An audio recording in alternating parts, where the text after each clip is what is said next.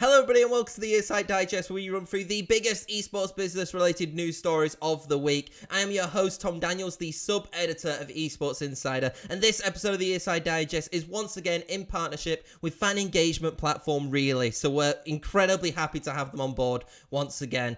In this episode of the ESI Digest, we're going to be talking about 5 huge news stories. First up, we're going to be talking about the International Olympic Committee unveiling the Olympic Virtual Series and the titles which involved in that. We've also got news about the ePremier League announcing its expansion into China. Rocket League has also struck a partnership with Lamborghini, and there's a lot of details involved with that as well. Australian esports organisation Order has raised $5.3 million and appoints a new CEO. And finally, to conclude the digest, we're going to be talking about EA announcing Apex Legends Mobile and kind of the implications that that could have for the mobile esports ecosystem. So let's get on with the first episode of the digest, and it is a huge story. The International Olympic Committee has unveiled the Olympic Virtual Series, which is the first Olympic licensed event for virtual sports /esports. Now, the event is expected to coincide with the 2020 Tokyo Olympic Games and will take place between May 13th and June 23rd. And it will feature virtual sports and esports across baseball, rowing, sailing, motorsports, and cycling. Some of the titles selected for the event are quite interesting. It is eBaseball, Powerful, Pro Baseball 2020, Zwift, Virtual Regatta, and Gran Turismo, with the rowing event not been decided as of right now. First of all, I think it's really interesting to see the Olympics trying to integrate virtual sports and esports into its kind of product overall. I do think that some of these titles are, let's be honest, a bit unknown. Probably bar Gran Turismo, all the other titles are, not what you would consider like top tier esports without a doubt. However, I do think that this is like a baby steps kind of integration of certain titles into the Olympics, just to see how it works, how the formatting works, and how people react to it. According to the release, they've already said that the likes of FIFA, the International Basketball Federation, International Tennis Federation, World Taekwondo, have already announced that they are excited and looking at possibilities of being included. So maybe it is only a little bit of time before we see potentially, FIFA and, the vast EA titles as well be integrated into this, and only time will tell. Overall, I think this is a great move. The International Olympic Committee has been wanting to get involved with esports for a while, and I feel like this is like the smart way of them to do it by not integrating it into the Olympics itself, but creating this side event, and I do think that it could go very well. Our next story sees the Premier League partner with Tencent Sport, Tencent Gaming, and EA Sports to take its sports simulation esports competition, the ePremier League, to China. According to the release, this is the first ePremier League event to be staged outside of the United Kingdom. The event will take place on April 28th, and instead of, traditionally with it being like the FIFA 21s, the FIFA 20s, the tournament will actually take place on EA Sports FIFA Online 4. ePremier League China will see some of the region's best FIFA Online 4 players compete alongside handpicked content creators and influencers to represent all 20 Premier League clubs. And I do think that this is a smart initiative, especially with the Premier League itself, wanting to integrate itself more with Chinese audiences. And by doing that through an esports initiative is also incredibly smart. The event is expected to be streamed live by Tencent across the entirety of China.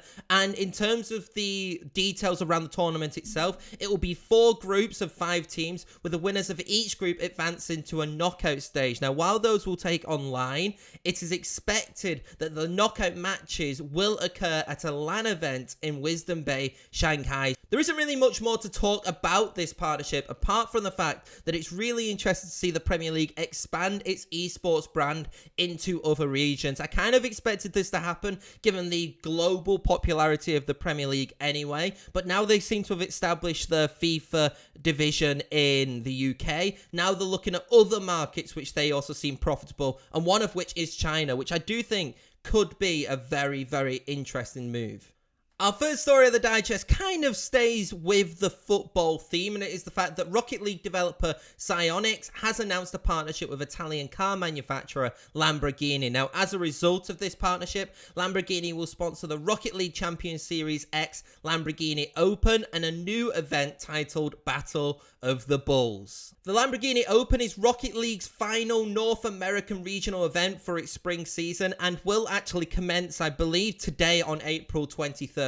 Alongside the event as well, the Battle of the Bulls competition will take place, and that will see Rocket League players compete in one-on-one matchups, with the winners receiving $5,000 and losing players walking away with $1,000. Alongside the esports activations, Lamborghini will also be integrated into the actual game itself through a bundle, and it kind of follows the same story that we saw with Ford when they introduced their model into the game while also sponsoring an esports series as well. Overall, I do think that this is a massive deal for Psyonix, and especially considering last week they announced the cancellation of the 2021 Rocket League World Championships. Obviously, the regional event does qualify teams for something, because immediately after cancelling the World Championships, they did announce the RLCSX Championships, which consists of 4 separate tournaments to crown champions in Europe, North America, Oceania, and South America. I think the main thing to kind of mention about this partnership overall is that it just makes sense. As Rocket League is gaining more and more popularity,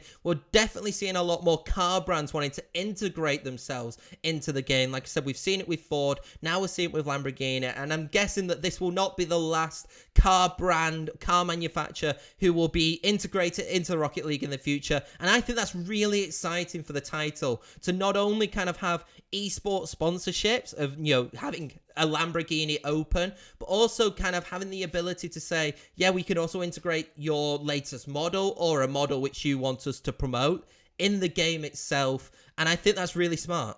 A penultimate story of the ESI Digest is another investment story. Obviously, last week we had a lot of investment news, and this one sees Australian esports organisation Order raise 5.3 million Australian dollars, which is roughly £3 million, from its latest funding round. According to the release, this is the largest private capital raise for an Australian and New Zealand esports organisation. And it also sees Jason Peterson, the managing director of CPS Capital, and Gemelli Group chairman Harry Corellis announced as investors. Moreover, Corellis has been appointed to Order's board as a director as a result of the investment. Gerard Murphy, Order's chairman, has said that the funding will be able to provide capital to diversify its operations into the content and lifestyle space. And alongside the funding, Order has appointed Mark Edwards, formerly of Melbourne Football Club, as its new CEO. I think the investment and the appointment of a CEO really highlights Order's growth and development in many competitive areas. As we know, the OPL, which was Riot Games' League of Legends Oceanic scene, got dissolved in, I believe, 2020, like October 2020, and Order was a significant player in that, and they've managed to diversify with rosters in Valorant, CSGO, and also in League of Legends through the LCO as well, which was created, I believe in January. So to kind of see them go through these a little bit of a struggles, but then diversify their rosters, kind of expand their brand presence, and then gain funding and a new CEO, I think that it's definitely looking bright for Order, and it's really interesting to see how this organization is going to continue developing in the future. Our final story of the ESI Digest sees EA announce Apex Legends Mobile with regional beta tests expected to take place later this month. According to the release, the beta test will be taking place in India and the Philippines, with the first test expected to include a few thousand players in the mentioned markets, with a more global release schedule expected to kind of take place throughout the year. It is important to note that Apex Legends Mobile will not share cross-platform capabilities, with the developers noting that the title will be built specifically for mobile devices.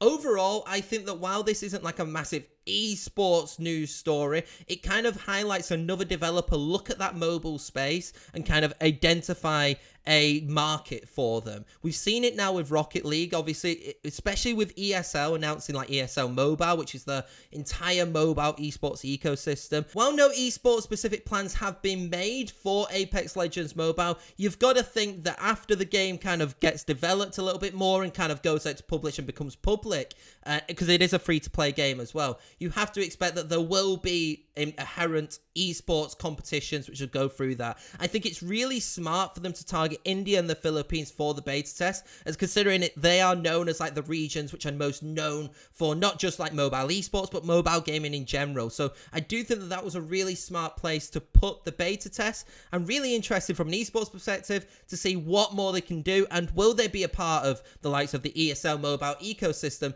in the coming years. And that is it for this week's ESI Digest. Once again, I'd like to thank Really for being in partnership with this episode. If you do want to read any of the stories which I have talked about in more detail, then don't forget to head to Esports Insider's website. We also have loads of other stories which have come out this week and in previous weeks as well. So don't forget to go over to the website and check those out as well. If you want to follow us on Twitter, it is at Esports Insider. Don't forget to follow us on Instagram as well. And if you do want to follow me personally, I am at the Tom Daniels. But until next week, I'll see you then.